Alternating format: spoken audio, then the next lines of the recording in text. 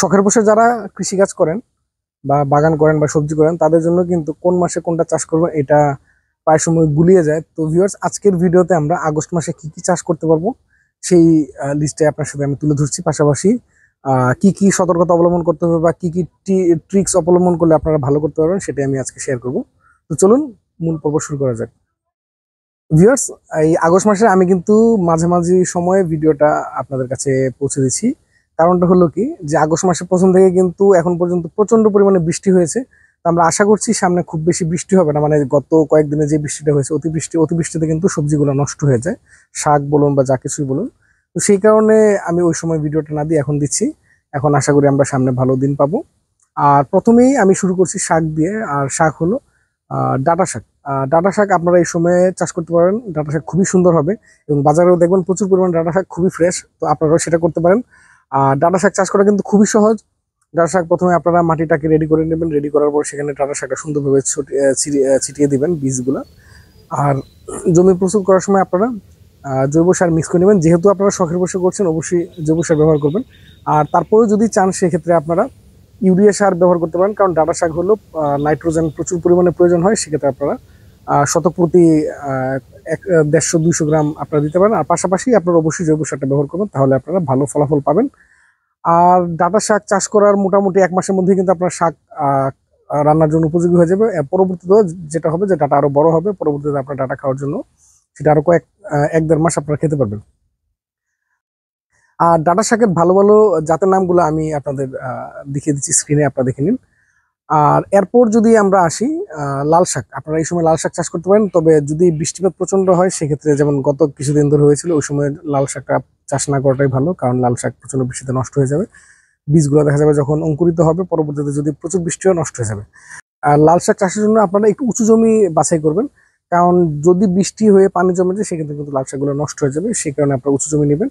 আর লাল শাকটাও কিন্তু ডাঁটা শাকের মতোই আপনার জমি তৈরি করে নেবেন, সার দিয়ে দিবেন। আর সার যদি আমি বলি, আপনারা শতক প্রতি যদি 15 কেজি জৈব সার দিয়ে দেন সেক্ষেত্রে খুবই ভালো। 10 কেজি দিলেও হবে, সাথে যদি আপনারা ইউরিয়া কিছু দিয়ে দিতে চান 100-200 গ্রাম, সেক্ষেত্রে সুন্দর হয়ে যাবে। আচ্ছা, তারপর হলো কলমি শাক। এখন খুবই সুন্দর হবে। কলমি শাক বর্ষাকালে সবচেয়ে ভালো হয় এবং এরা যত পানি পাবে, মানে ওদেরকে যত নিচু জমি দেন কোনো সমস্যা নেই। ওদেরকে যে কোনো আজে বাজে জমি, যে কোনো জমিতে আপনারা রোপণ করে দেন, সেক্ষেত্রে কোনো সমস্যা হবে না, কারণ তারা বৃষ্টিপাত বা জমা পানিটাই পছন্দ করবে এবং খুব দ্রুত আপনারা এই ফলনটা পাবেন। ভিউয়ার্স, এরপর আসি যদি আমরা, আপনারা পাট শাক রোপণ করতে পারেন। পাট শাক এই সময় খুব ভালো হবে। পাট শাকে প্রচুর পরিমাণে পানির প্রয়োজন হয়, সেই কারণে বর্ষাকালে কিন্তু সুন্দরভাবে হবে। আর পাট শাক প্রচুর পরিমাণে বৃষ্টিপাত হলেও খুব একটা নষ্ট হবে না, এটা একটা রিলিফ। আর পাট শাক কিন্তু খুব দ্রুত 1 মাসে কিন্তু পাট শাক আপনারা রান্নার উপযোগী হয়ে যায়। আমার একটি ভিডিও আছে রিসেন্টলি পাট শাক চাষ নিয়ে, আপনারা সেটা দেখে নিতে পারেন। এবং একবার পাট শাক রোপণ করলে আপনারা যদি ছাঁটাই করে করে এটাকে আপনারা নিয়ে যান রান্নার জন্য, সেক্ষেত্রে কিন্তু আপনারা দীর্ঘমেয়াদী এই শাকটা উত্তোলন করতে পারেন। আর শাক কিন্তু চাষ করা সবচেয়ে সহজ এবং সবচেয়ে কম খরচ। তো ভিউয়ার্স, এবার আসা যাক, আমরা যদি মূল জাতীয় কোনো ফসল রোপণ করতে চাই, সেটা হলো বাজারে এখন অলরেডি দেখবেন যে কিছু আগাম জাতের মূলা কিন্তু বাজারে চলে আসছে। তো আপনারা চাইলে এখন কিন্তু মূলা রোপণ করতে পারেন। এখন যদি আপনারা মূলা রোপণ করেন 2-2.5 মাসের মধ্যে কিন্তু আপনারা সেটা ফলন পাবেন। তো মূলার জন্য অবশ্যই আপনারা উঁচু জমি নেবেন। আর উঁচু জমি না নিলে যেটা হবে যে পানি যদি জমে থাকে সেক্ষেত্রে কিন্তু মূলাটা নষ্ট হয়ে যাবে, পচে যাবে।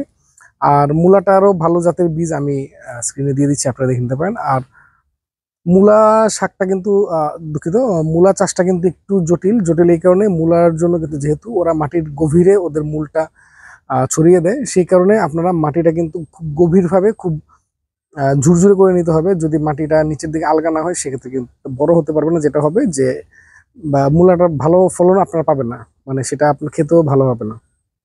এবার অন্যান্য সবজির মধ্যে যদি যাই, এই সময় আপনারা বেগুন চাষ করতে পারেন। আপনারা বেগুনের চারা কিনেও লাগিয়ে দিতে পারেন, অথবা বেগুন আপনারা যেটা করতে পারেন যে বীজ কিনে সেটা থেকে আপনারা কিন্তু চারা করে করতে পারেন। আর এই সময় এখন যদি আপনারা বেগুনটা রোপণ করেন, যেটা পরবর্তীতে 2-2.5 মাসের মধ্যে যে ফলনটা পাবেন বা ওই সময়, তখন কিন্তু বাজারে বেশ ভালো দামে আপনারা বেগুন থাকে, তখন দামটা থাকে। আর আপনি যদি নিজের জন্য করেন সেক্ষেত্রে আপনি তো ফ্রেশ বেগুন পাচ্ছেনই।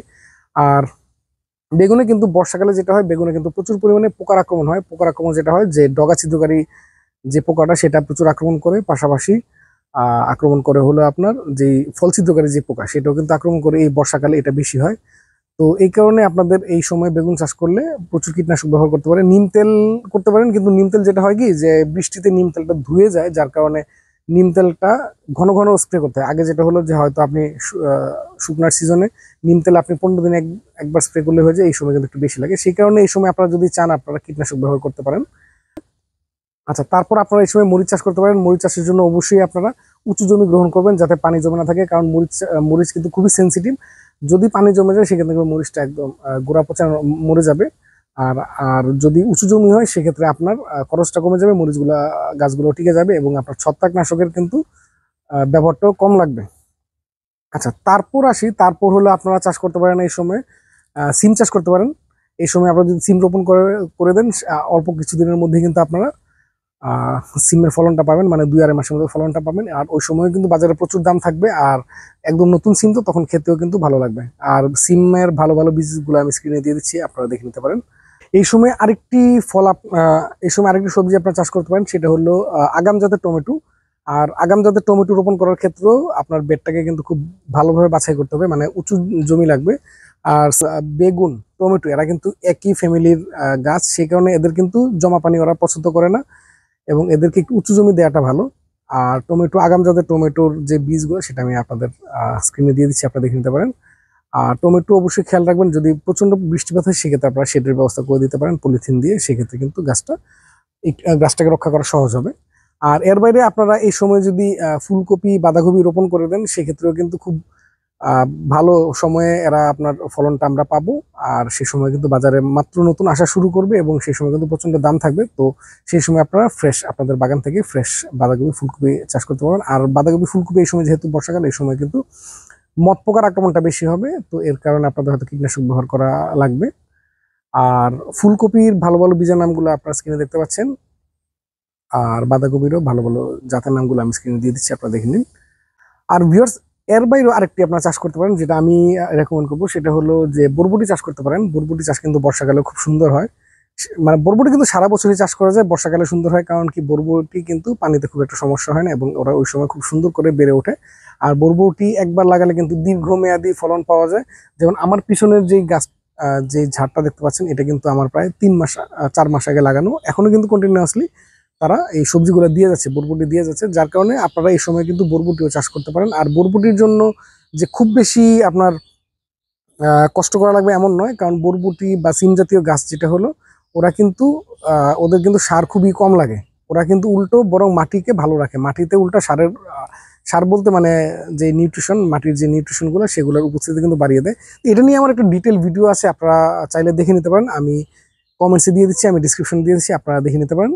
দেখে আপনারা বুঝতে পারবেন যে এই সিম জাতীয় গাছ আমাদের কীভাবে মাটির উপকার করে।